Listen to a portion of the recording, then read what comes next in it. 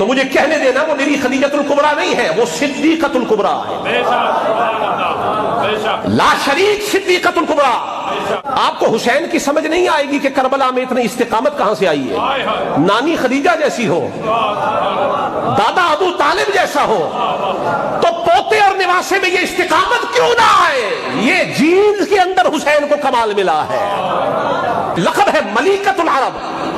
اور حال یہ ہے کہ عرب کے قافلے جب کارواں تجارت کے لیے نکلتے تو سارے عرب کے امراء کا سامان تنہا ایک طرف، اور اتنا ہی سامان ایک خاتون کا ہوتا تھا جسے خدیجۃ الکبریٰ کہا جاتا ہے۔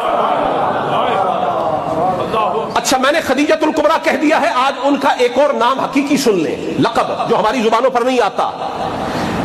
صدیقیت کی علت یہ ہے کہ جو اسلام لانے میں سابق ہو وہ صدیق ہے، اور صرف سابق ہی نہیں، اسبق، سب سے پہلے جو ہو وہ میرا صدیق تو نہیں ہوتا، وہ صدیق اکبر ہوتا ہے۔ اچھا، مولوی کو یہ بات برداشت نہ ہو تو مولائیوں اسے تو کبھی بھی نہیں ہوگی، پر مولائیوں کو کیا ہو گیا ہے؟ ہم ابو بکر کو صدیق مانتے ہیں، وہ ہمارے سر کا تاج ہے، انہیں نبی نے صدیق کہا ہے۔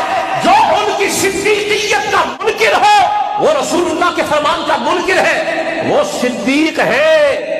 پر علی تو گھر میں پہلے رہتے تھے، نبی نے علی کو اپنے گھر میں رکھا ہوا تھا، باہر حضور نے اپنی نبوت کا اعلان بعد میں کیا ہے، گھر میں خدیجہ اور علی کو سب سے پہلے معلوم ہوا ہے کہ نبی کا اعلان کیا ہے۔ ذرا قرائن بھی تو دیکھیں، ذرا شواہد بھی تو دیکھیں، ذرا حقائق بھی تو دیکھیں، اور پھر اگر آپ کا من نہیں مانتا تو پھر آپ اپنے مسائل کو اپنے تک محدود رکھیں۔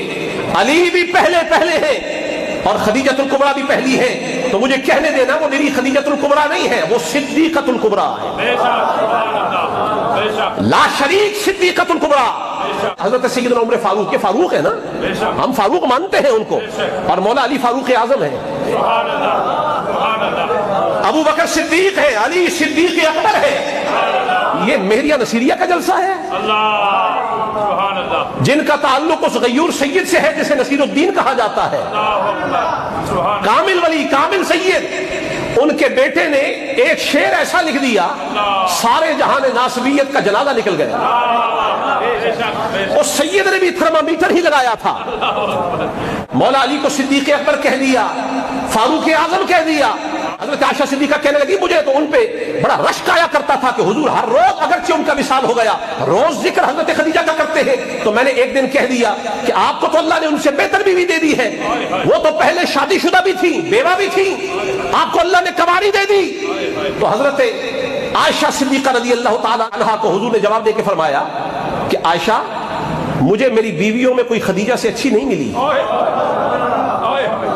کوئی خدیجہ سے اچھی نہیں ملی، اس لیے کہ جب کوئی مجھ پہ، یہ جملہ سننا ہے، جب کوئی مجھ پہ ایمان نہیں لاتا تھا خدیجہ مجھ پر ایمان لائی۔ یہ نبی فرما رہے ہیں، کوئی ایمان نہیں لاتا تھا خدیجہ ایمان لائی، کوئی اپنے مال سے میری مدد نہیں کرتا تھا خدیجہ نے میری مدد کی ہے۔